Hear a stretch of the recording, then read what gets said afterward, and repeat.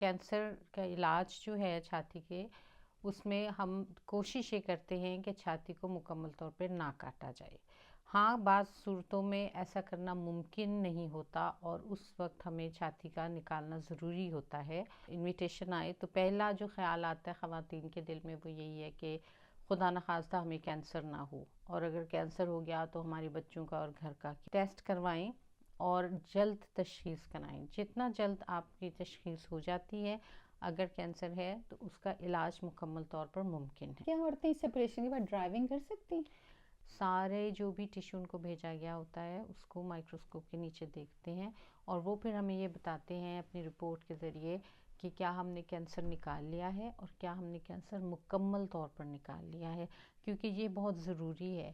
اگر وہ یہ سمجھے کہ کینسر جو ہے وہ مکمل طور پر نہیں نکلا تو پھر ہمیں ایک اور آپریشن کرنا پڑتا ہے.